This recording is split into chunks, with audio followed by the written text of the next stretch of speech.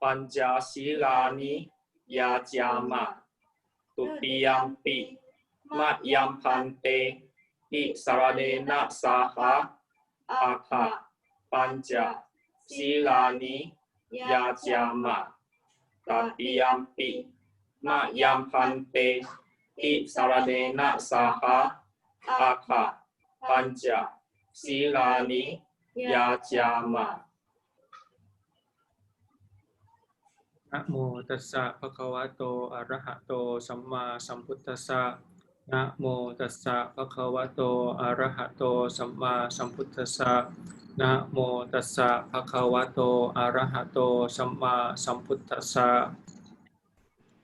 นะโมตัสสะภะคะวะโตอะระหะโตสัมมาสัมพุทธัสสะนะโมตัสสะภะคะวะโตอะระหะโตสัมมาสัมพุทธัสสะนะโมตัสสะภะคะวะโตอะระหะโตสัมมาสัมพุทธัสสะ ธังสรณังคัจฉามิพุทธังสรณังกัจฉามิ ธัมมังสรณังคัจฉามิ ธัมมังสรณังกัจฉามิ สังฆังสรณังคัจฉามิ สังฆังสรณังกัจฉามิ ทุติยัมปิพุทธังสรณังคัจฉามิ ทุติยัมปิพุทธังสรณังกัจฉามิ ทุติยัมปิธัมมังสรณังคัจฉามิ ทุติยัมปิธัมมังสรณังกัจฉามิ ทุติยัมปิสังฆังสรณังคัจฉามิ ทุติยัมปิสังฆังสรณังกัจฉามิ ตติยัมปิพุทธังสรณังคัจฉามิ ตติยัมปิพุทธังสรณังกัจฉามิ ตติยัมปิธัมมังสรณังคัจฉามิ ตติยัมปิธัมมังสรณังกัจฉามิ ตติยัมปิสังฆังสรณังคัจฉามิ ตติยัมปิสังฆังสรณังกัจฉามิ สรณะคัมมนังนิธิตัง อามะพันเต ปานาติปาตาเวระมณีสิกขาปะทังสมาธิยามิ ปานาติปาตาเวรมณีสิกขาปะทังสมาธิยามิ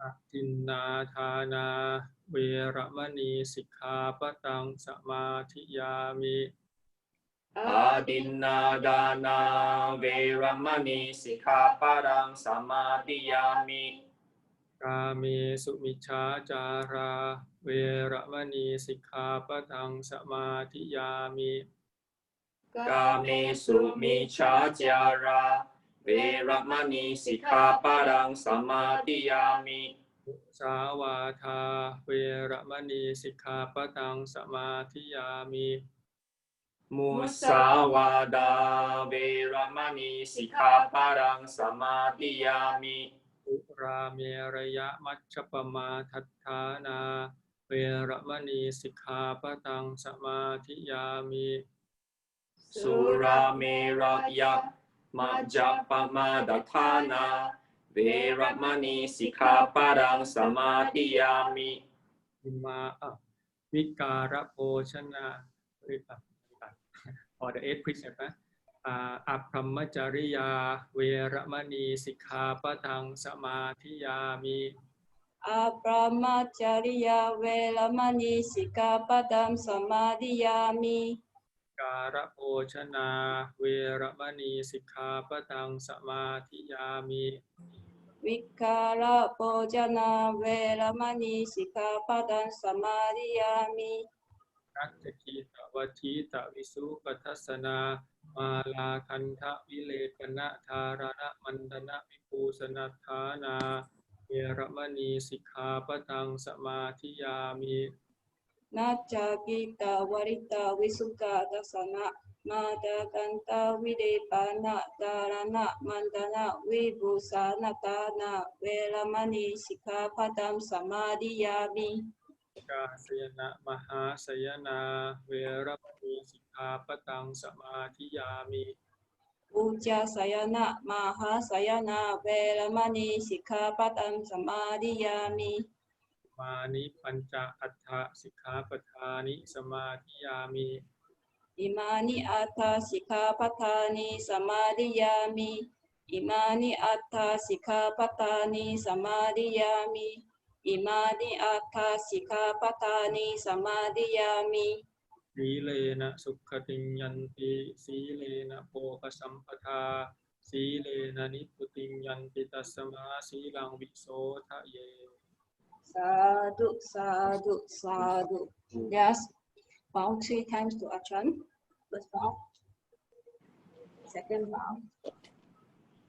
Third bow. We will now make a formal request for Dhamma Talk. Brahma Jaloka Hikpati Sahang Pakti Kahaktan Jalian Hikwagrang Ayajakak Santi Kaksakta Pagrajak Kakjaktikaเทเสทุทังมังอนุกังปิมังปัจจัง นะโมตัสสะภะคะวะโตอะระหะโตสัมมาสัมพุทธัสสะนะโมตัสสะภะคะวะโตอะระหะโตสัมมาสัมพุทธัสสะนะโมตัสสะภะคะวะโตอะระหะโตสัมมาสัมพุทธัสสะพุทธังธัมมังสังฆังนะมัสสามิ Sadhu, sadhu, sadhu. Okay, so good morning everybody. Good morning, Ajahn. So today again Friday, so we have a meeting and we'll take the refuge in the triple gems, and also some of you taking the precept, 5 precept and 8 precept for somebody, which is a very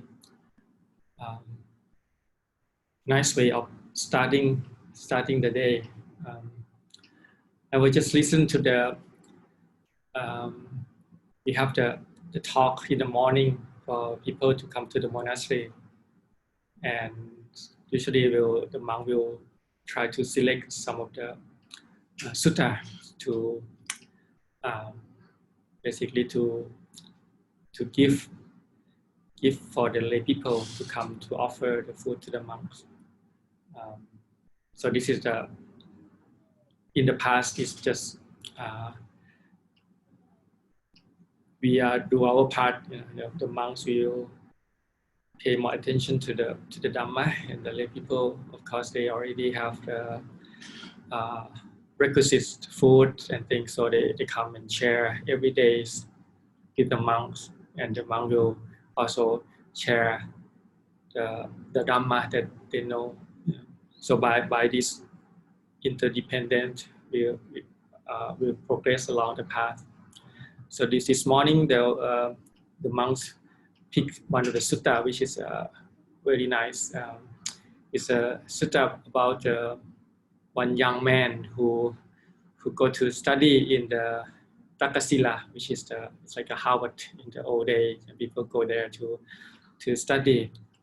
And when he about to graduate, so he come to his teacher and asks to pay for the education fee. And the teacher said, yeah, in the old day, the teacher they do not have a fixed fare or the price where you pay for to study, but the Ajahn or the teacher will look at each student and will charge accordingly. The one who rich, they will be pay more. The one who poor, maybe don't have to pay that much. Maybe they even have to do some more work, and so they don't have to pay such a big amount of money. But this young man, he's very wealthy. his family back in his town. So the teacher says, for you, is 1,000 piece of gold. So he said, oh, no problem, Ajahn, I will arrange for that. So he traveled back to his hometown, met his parents, and then the parents is very happy that he come back. But he said, well, this time I have to rush back. I just have to get this money to go and back to pay to my teacher. So the parents are being wealthy and all those. So say, oh, no problem. 1,000 piece of gold is little. So yeah, you can take that. Go back tomorrow. But I guess in the old day there are also some kind of gossiping, and people hear that you carry such amount of money. So the robber are planning to kill him on the way back because they know that he carried this amount of money. So the next day when he take off to return to his school, the Buddha, I think he has his psychic power of knowing what's going to happen. But even the Buddha, he sometimes it's a law of karma. Sometimes maybe he do something in the past. He's supposed to get this thing back. So instead, the Buddha come and sit before on the path. So this young man, when he about to walk back to his school, he found the Buddha, and he very impressed by his appearance. So he approached the Buddha humbly and said, "Oh, who are you? And what are you doing here?" And the Buddha just asked him that, "Do you have any refuge? So far, have you have any refuge?" And the young man said, "No, I just graduated from school, and it's about to go back to pay my tuition fee to my teacher." So the Buddha said, "Okay, well, why don't you learn a couple of these stanzas on the way back anyway?" So this is it's good for people to have some refuge in case of something emergency pop up. So you have something to grasp on to your next life or whatever. So the Buddha teach him a very simple stanza, but it's about the quality of the Buddha, Dhamma, and the Sangha. Basically, it's very beautiful in short verses about why the Buddha is so important, what is the importance of Dhamma and the Sangha who basically carry this teaching. So this young man, he liked the stanza. He might not understand it, the whole thing, but he liked it. So he recited. He left the Buddha. He walking along and he tried to memorize it. So he on the way, the robber kind of waiting for him already. So when he walked past, they all come out, and one of the robber struck him with this poison arrow. So he died, but his mind is still within this stanza that the Buddha gives to him. So he's still thinking about the meaning of it. So he reappeared in the Tavatimsa heaven right away with all this nice mansion and it's very big, gory appearance. And of course, this young man died, and finally they bring his corpse back to his parents, and they arrange the funeral. But this one, the one he go back to his place and basically manifest himself, and then tell what happened, and people are basically happy that he have very gory and very beautiful appearance. So, but I think the nice thing is about this story is that you never know what's going to happen to you, right? Like during this day as well, these epidemics things, and it seems to be spread very fast. Maybe one day we might caught this illness and maybe not able to breathe and die. So it's good to have some kind of refuge. So this is the meaning of the triple gem that we recite, and I think it's also good to take the precept as well, because this is the beginning step. When you have faith, yeah, in Buddhism, faith, it doesn't end there. You take it on, like, okay, I take this, like, this is my, you can say, like, my role model, the Buddha, Dhamma, and the Sangha. One day I will join, I will be part of that Sangha. So the first step is to take the training. So that's why the Buddha's religion is, some people in the West don't know whether it's religion or not, because it have very broad meaning. It's not only something that you believe in or faith in, but it's also from that it's become, you internalize it. You are drawn to this triple gem, and by doing that you have trust in the capacity of human beings to get enlightened, and you take the first step by training yourself. At least you try to conduct in such a way that your verbal action, your bodily action will be in line with your goal, and through that mean, hopefully your mental action as well, you can maybe more purify your body, speech, and mind, and develop wisdom to transcend this. So yeah, it's nice to start the teaching with that in mind, that this is our foundation of Buddhism. Okay, so there's a couple of questions from the early day, actually, for the first day, that the last question that I haven't answered yet, so maybe I will do that. So I will finish for the first set of questions. So the last one that was left is about asking about asked me to share the experience as a medical doctor compared to the, you can call it, spiritual doctor now that I have become ordained as a monk. The question asked me to see what is the difference and which one is more beneficial. So maybe I will answer that.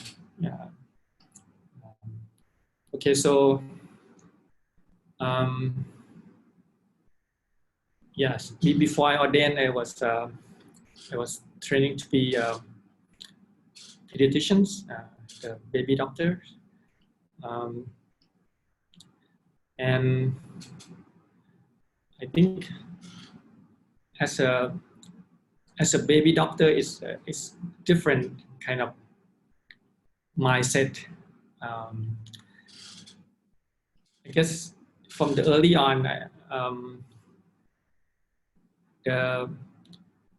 when I have to choose between the different specialty, I think it's really depend a lot on the nature of the doctor.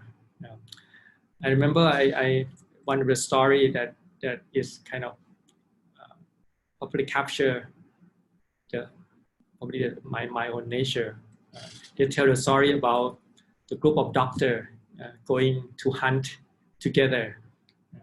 So they go along this boat, and all of them has a gun. And first of all, then there will be the big sound, the big noise somewhere, and then all of a sudden the surgeon will point the gun and then shoot right away. This is probably the nature of the surgeon, who will make a decision quickly, because sometimes people need to do operation. Sometimes even before they make diagnosis, sometimes if it's urgent, they have to go in first and then find out later what's going on and try to fix that. So that kind of the surgeon right away shoot right away. And then now it's a medicine. The adult doctor take care of more elderly, more grown up. So when they see the living thing fly by, they will say, "Oh, I have different diagnosis. This might be a duck, or this might be a the goose or whatever, and then they shoot. So they wait a while until they see what it's like, and then they shoot. And then come up the last one, the last doctor. This doctor is pediatrician. So when this living being flow by, he will slowly watch the development. So in the beginning it's like this. Now you see it clearer. You have this feature. It must be this, but not sure. Have to follow it a little bit, see how it's going. So this duck or whatever, the goose just fly past, and he just keeping the gun and then wait until it's almost gone, and he might make a decision to shoot it or whatever. But for me, I think I like this story because I probably think in the same way as pediatricians, because see, the baby doctor is very different than the adult doctor, because the baby grow up. They have this called a developmental process. So when you take a look at somebody, you have to compare it to their developmental state before you make any diagnosis, and you have to look in many cause and condition. It can be genetics, or it can cause by this or that. It's a little bit more challenging, and a lot of causes and condition come for you to make diagnosis, and even to make diagnosis. And sometimes you make it, but you don't have any treatment. You just have to watch it and see what is the best thing to do. So in many ways, I think it's probably the way my mind is kind of thinking, because if I go in and fix it, I would like to know the cause and condition of it first, and in order to know that I fix the right thing. And I remember one time I'm studying in the West now. I'm getting study in University of Children's Hospital of Michigan, and I just start to be training as a resident as pediatrics.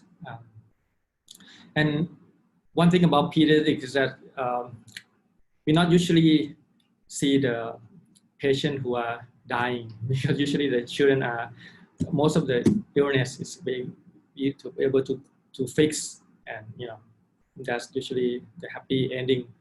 But going to the West, there are certain conditions where it's very difficult to treat. We call the cystic fibrosis. And this patient has somehow genetic disorder that their lung couldn't cough very well, so they have this kind of very nasty infection. But this is my new patient, so I spend a lot of time trying to figure out what's going on and come and talk to this patient. She was about maybe 14 or 15 by the time she got this serious illness, and eventually, basically, she died from the infection. But because we as a pediatrician, we're not used to write the death certificate. One thing that the doctor doesn't want to do is have to write a death certificate. And I'm being a pediatrician, then I don't have to do that so often. But this is one time that I have to write the death certificate. So I have to think about it, what to write. Most people the doctor usually, maybe they are used to this death, so they can figure it out right away what causing death, and then they just write it out very quickly. But because me, I'm doing very unoften, hardly that I do it, so I have to think about it first before I write down. So I write all this information, what is the patient name and all those things, and then there's one block that you have to fill in. They ask you what is the cause of death. Of course, probably there's many causes of death. Like you can put it in infection, or in this case, maybe it's the heart and lung failure, because they can't breathe or whatever. Some people have kidney failure. Some people have, on top of that, have many other, maybe some stroke or whatever. So most people just write that cause of death. But that particular day I was I was thinking, what is the early cause of death actually? And all of a sudden, I think the cause of death is actually birth. I mean, everything else, infection, stroke, cancer, or whatever, it's not the cause of death, because even though you don't have all of that, you still die, right? So the real cause of death is birth. Everything else is just a condition. They call it, you die at that particular time because of that. Because you might live longer, but you're gonna die anyway because you are born. So the fact that you got maybe some infection, that will be conditioned for you to die at that particular moment. So you can't put that as a cause. For me, I just thinking, okay, you have to put it birth as a cause of death.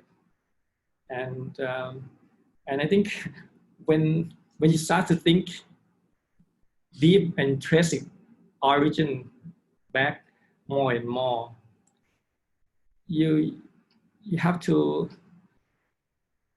take interest in Buddhism anyway. I mean, the Buddha, before he was ordained, before he searching for his enlightenment, when he was a prince, this is what he's thinking.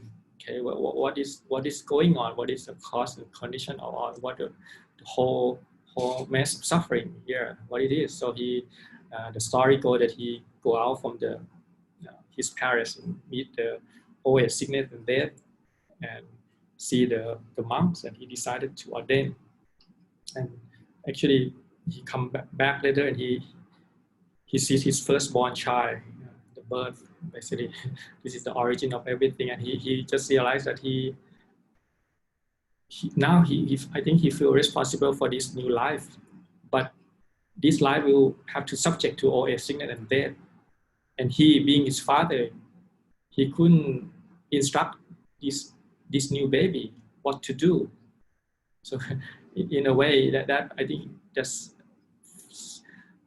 push him to seek for enlightenment that particular night, because he feels so urgent that what I will answer my son when he asks what to do when he born, and what's the path, or how to practice, because we are trapped into this cycle of birth, old age, sickness, and death. And the fact that we born and we go all sick, ill, get ill, and then die again. And it's not end, because according to karma, you get reborn again. So that is, I think, is one of the junction between the doctor and the monks. For me, when you start to look back further, then the thinking of searching for something deeper, and something that cut to the root cause. When you look into that kind of perspective, then being a doctor is almost treating the illness where it's already past the point of returning, because you already get born, gonna go all sick and die anyway. So what the doctor can do is just, it's like you have a big abscess, but you not really treat it. You just try to patch over it with something kind of look nice, maybe wipe off some pus that come up once in a while. But the way the Buddha, he really go to the root cause. He even go before birth, how to prevent you from being born in the first place, so you don't have to go old, sickness, and death. So that is kind of take the measure, even the first step, to prevent birth from happening, which is not easy. Our tendency to, our evolution propel us to basically reproduce, having keep this bhava, this existence going to your own body, and then also you want to leave the offspring to propagate the world. This is our kind of ingrained or built-in structure of this craving and ignorance, because we don't know that this is suffering in the first place. So it's lead us to this trap of samsara, so to say. So I think that's why I think the purpose of the doctor and the Buddha is the same, but in terms of the cause, maybe the doctor will only think about the physical cause and already treat once the problem already started. And because sometimes they can, but sometimes they can't. But the Buddha is go deeper, and we have a saying that the Buddha is the most excellent surgeon.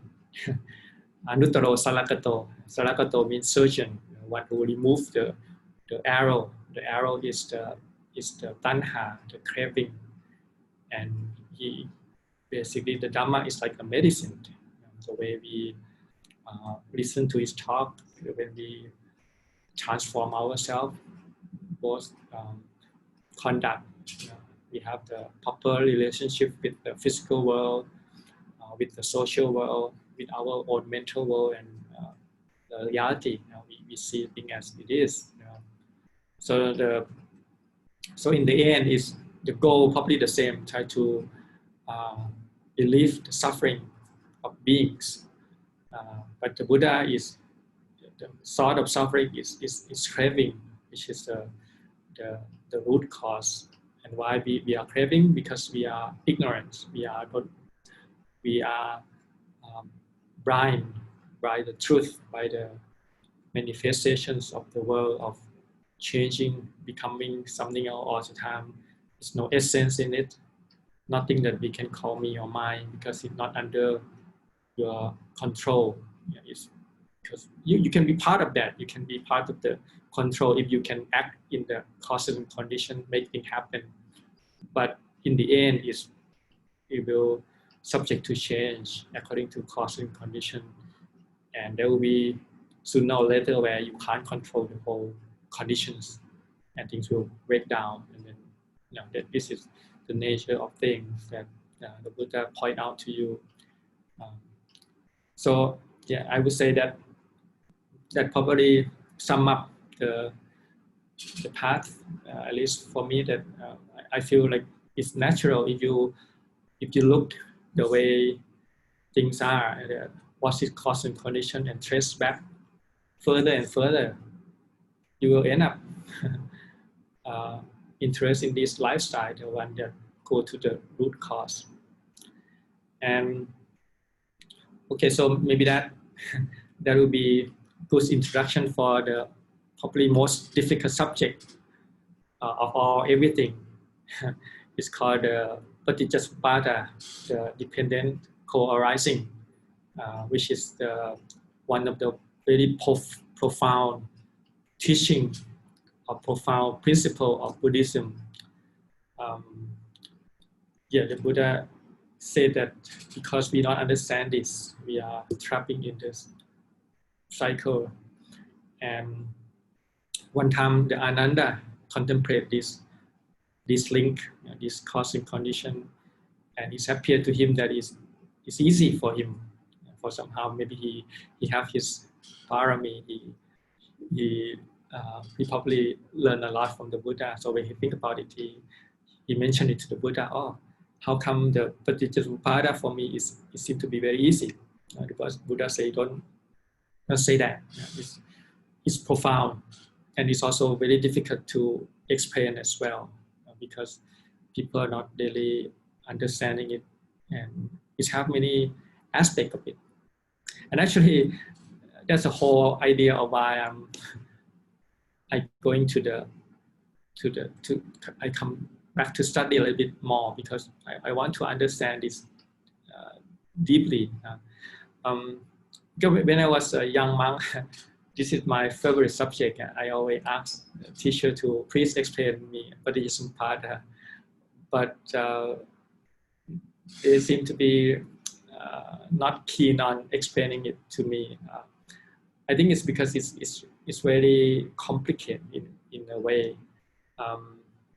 So I don't know how much that it can be explained through this means. See, like as a forest monk, we just one way, you know, and we don't even have any media or infographic to tell you what I'm talking about, you know.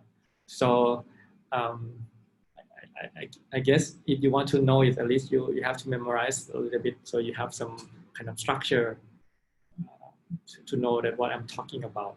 At least that 12 link of Paticcasamuppada, start from avijja, paccaya sankhara, sankhara paccaya viññāṇaṃ, all this at the end until all this massive suffering.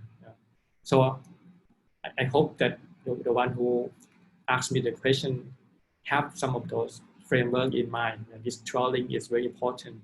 Avijja, ignorance, sankhara, formation, viññāṇaṃ, consciousness, and then nama rupang, mind and matter, sarayatanaṃ, 6 sense basis, phassa, contact, vedana, feelings, tanha, craving, upadana, clinging, bhava, in becoming, and chati, birth, chara, marana, decay and death, and then soka, pariteva, tukto, manadupaya. It's all lamentation, grief, despair, and all these things until the whole thing. So it's good to memorize it. I think in Pali is probably better because sometimes when you translate, you can only translate part of it. You can't translate the whole meaning of the word. So more or less you have to go back to the Pali to know what you're talking about, because it has so many aspects of even one word. If, for example, like the word avijja, you know, we translate as ignorance, but avijja in the Pali term, it can mean many things. It means that it can mean ignorance, of course. Part of it means ignorance, but it also means that you know the thing that you're not supposed to know. Not that you don't know, but you think you know, but you not really know. You know something else. You know something that is not Four Noble Truth. That's also avijja. Yeah. So see that's why when you translate, you lost that kind of other meaning. And it can also mean you get what you're not supposed to get. What you're not supposed to get is the wrongdoing or whatever, all this result of bad karma. And then you don't get what you're supposed to get. What you're supposed to get is the result of good karma. To be reborn is good heaven. So that in the word avijja, you can translate it to that. And it can also mean that you are basically you run after the convention truth, which is not the real truth. What is a convention truth? A convention truth is man, woman, man, woman, animals. Or this is just in the end. It's just a label. It's just a convention, convenient way to say the message. But the real Dhamma is the 5 aggregates. The rupa, the matter and mind divided into feelings, perception, formation, consciousness. Now that is real.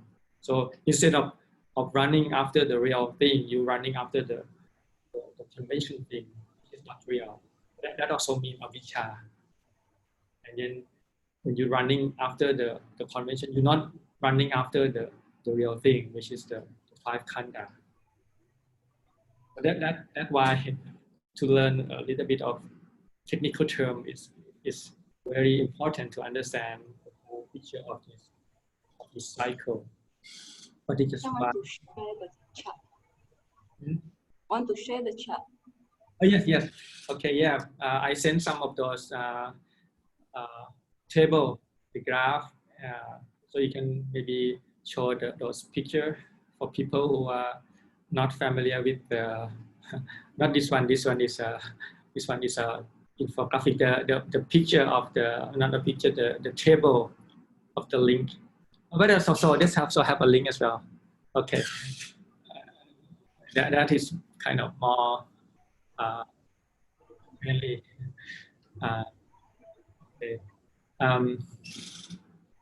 Yeah.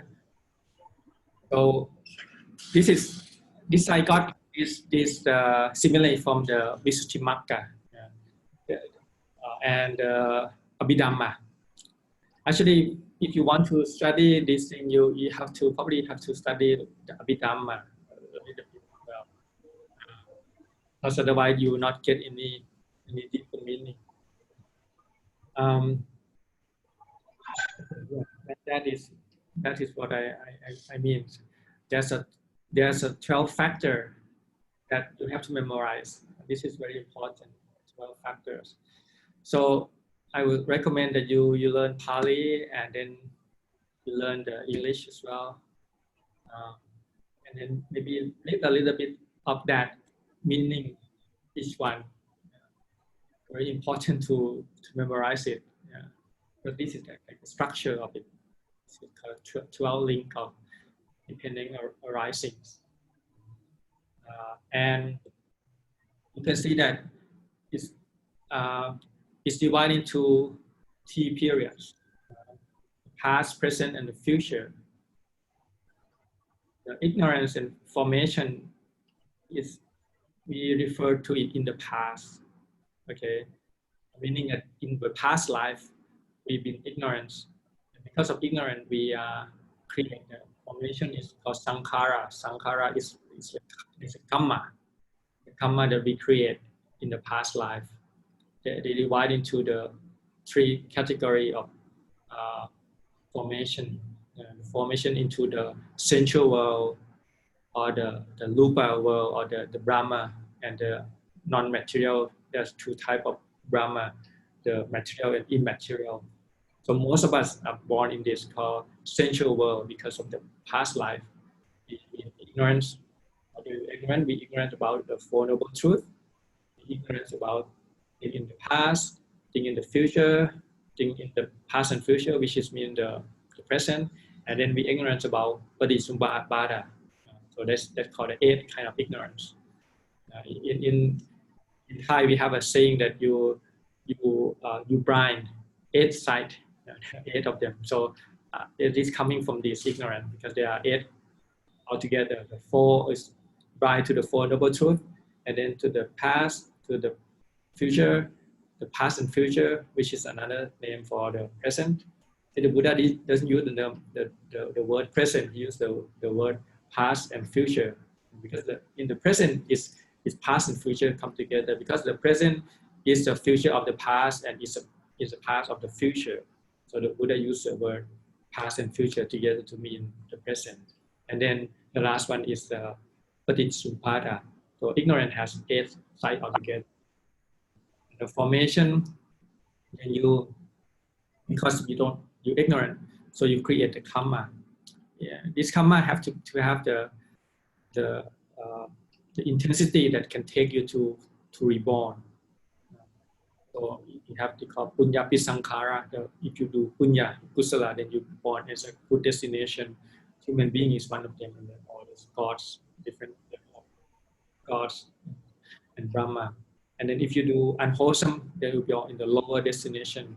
Animal is an example, but there are also other groups as well, the hell, the hungry ghosts, all this kind of unlucky situation, more suffering than happiness. So that in the past. And then you see the present. The present, there were into different categories. They call the present that is the result of the past, which is the consciousness, mind, matter, 6 sense basis, contact, and feeling. So this is almost like the 5 aggregates, but it's in different order. But in the end, this is the 5 aggregate. And because the present have not only that's called like a vipaka, that's the result of the previous karma. but we not aim at that. We can create the cause for the next life, which is the number 8, 9, and 10, living, thinking, and existence. So existence here means the karma, the karma, which is called karma bhava, the karma, we create the new karma. And then the future will be birth, decay, and death as well. So the birth is just the 5 khandha that is a initial process where it start to appear in that particular realm. We call it birth, and when it's decline and it's perish, then we call it decay and death. So in essence, the future is also these 5 khandha, but it will appear in the future.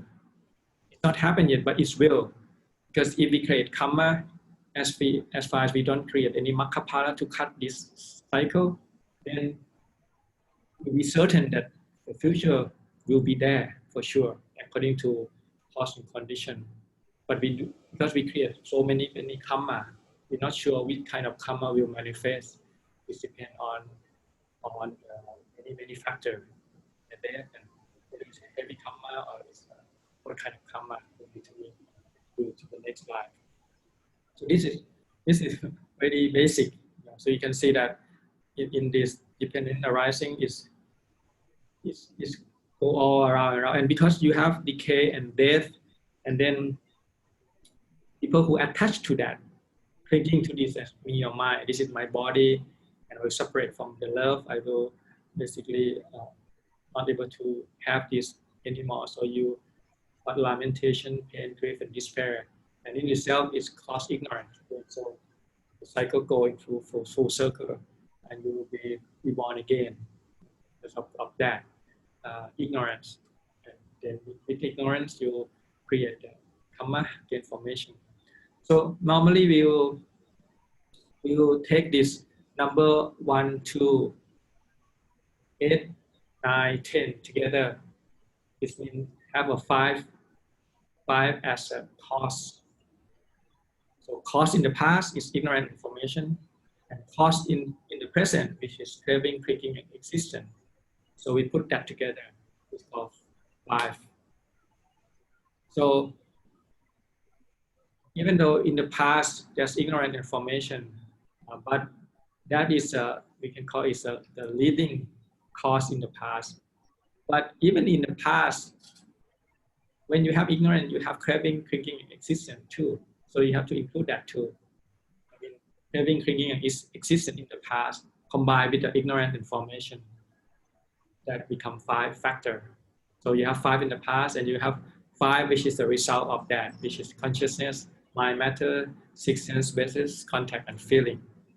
Okay, so that is 5 in the past and 5 now, which is the result of the 5 in the past. And then with that 5, we create another set of this cause to propel us to reborn again. So we will take up a new existence. We will have a consciousness, mind, matter, 6 sense basis, contact, and feeling again in the future. So this go around and around in cycle. Just a minute.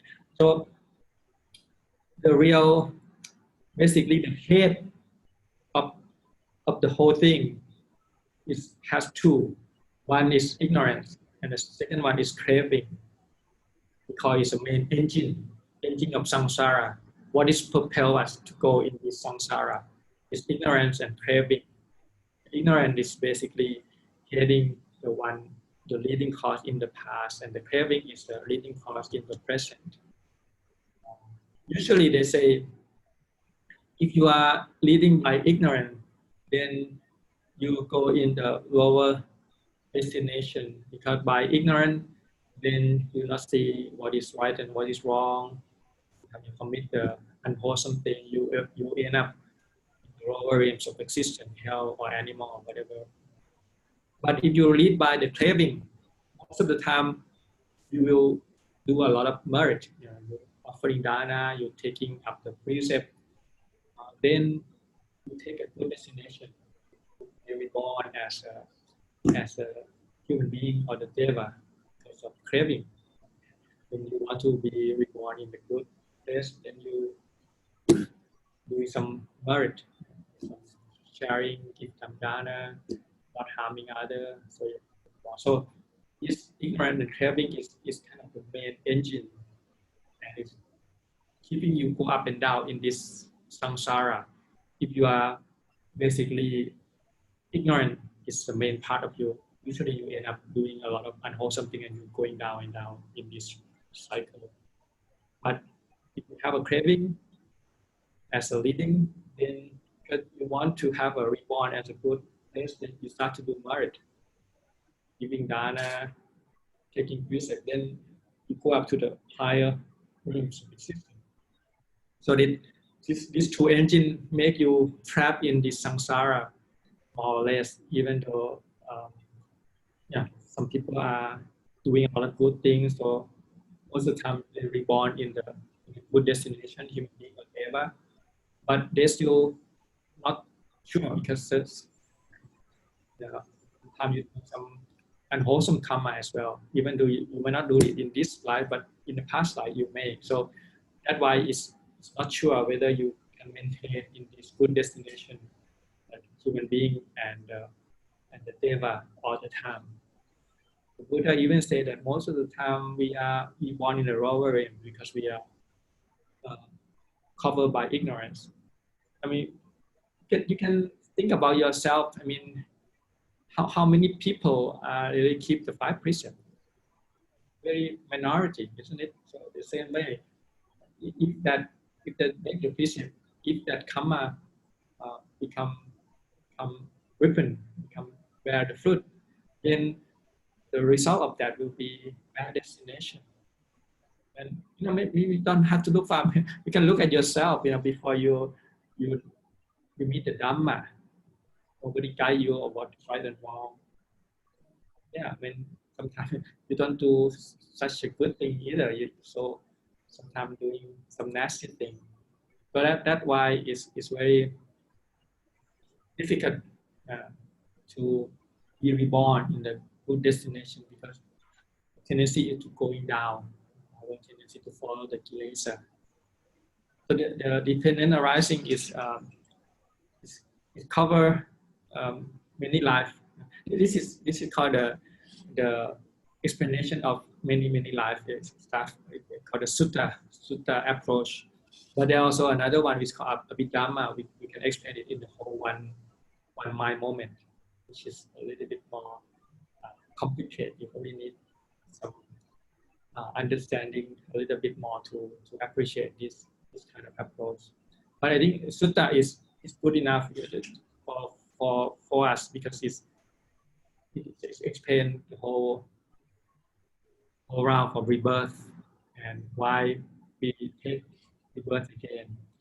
And normally when the teacher explains, because it's so complicated, he point out to the one of those links, which is the link where we have ability to feel free from this trap of this vicious cycle, which is the gap between feeling and craving. See? That's the whole thing. Because when you have a feeling, normally if you have present feeling or sukha vedana, you tend to have a craving and you're grasping for more. Or if you have a suffering, you try to push it away. That's also one form of craving for non-existent. So with the feeling and craving, that is where you can break yourself free by just appreciating. Or feeling is just a feeling. This is just a sukha vedana. This is sukha vedana or adukama sukha vedana. It's just a feeling. It's just a feeling. And if you're not basically buy into it, not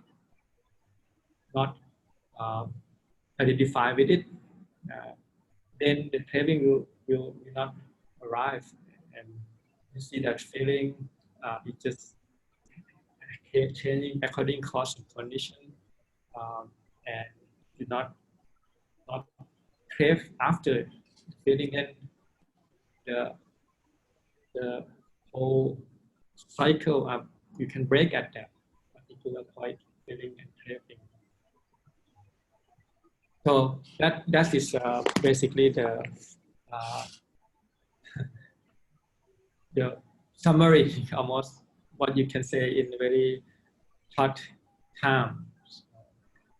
It's very difficult to explain it into detail. It takes a lot of understanding of each term, and if you want to appreciate it more, you have to study the Paccaya or the condition, which is another very interesting object. The Buddha explained 24 ways of conditions. Okay.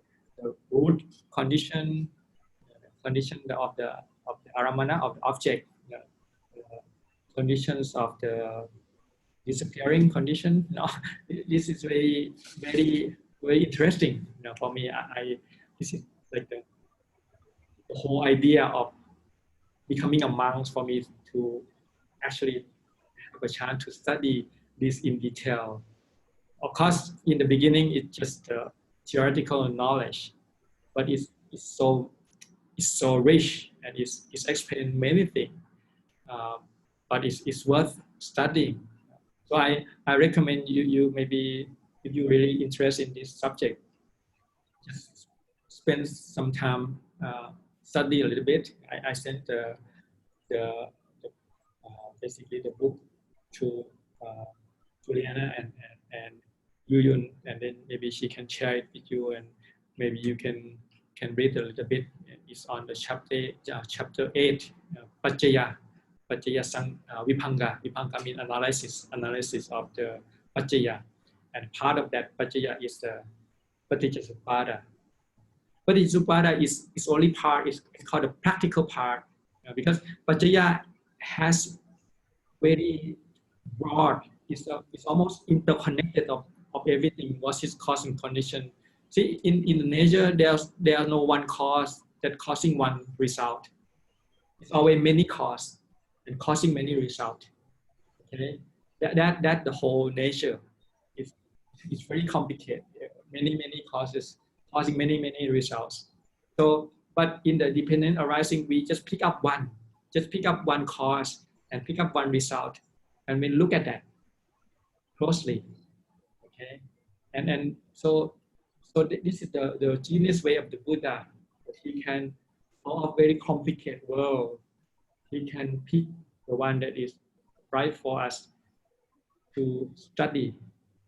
Okay? And then it's almost like he can slow motion for us the whole thing that happens so quickly and continuously. And he boiled it down to very few factors. So he pointed out to this 12 link, which is the factor that we have to understand and learn it. And then slowly, piece by piece, we study one. When ignorance arises, what is the relation between ignorance and formation? So there will be the link there. You study Paccaya or condition, you can learn out there how many conditions that this can cause this. Okay? So for me, it's very fun, and I encourage you to read more about it. And of course, it's one of the very difficult subject. And unless I study some Abhidhamma and Pali, I wouldn't go really deep either. But at least you can start to read about it and familiar with that. I also sent the picture, which is hopefully that we easy for you. It's just a summary of the simile that Buddha give in Dhamma, and that probably helps. So you can see the picture and maybe help into understanding it. Okay, so there's two versions. One is for the whole, basically the simile of the one thing, and the other one is for different things. Each link has different simile. So there's two samsara. It's called samsara 1 and samsara 2. So you can maybe flip through it and read about it, and just let me know if it's helpful or anything, because we don't have much time to go into detail. But if you have any question specifically certain thing, then maybe you can ask me for the next session then. Okay, so I think that probably sum up for today, and not it's very quickly. So hopefully that I will happy to share this Dhamma I learned from with you all. Okay, sadhu, sadhu, sadhu.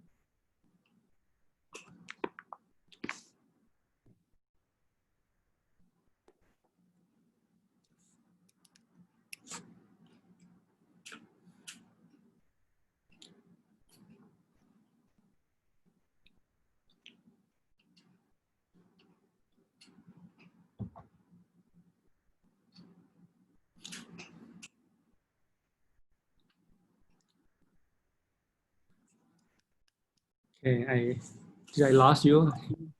Okay. We are now close the section with homage to the 3%. Could Ajahn ask for the homage to the 3%? Or we chant out? Maybe we can just take together. Arahang Samma Sambuddho Bhagava Buddhang Bhagavantang Abhivademi Bhagavato Bhagavata Dhammo Dhammang Namasami Patipanno Bhagavato Sāvaka Sangho Sanghang Namami.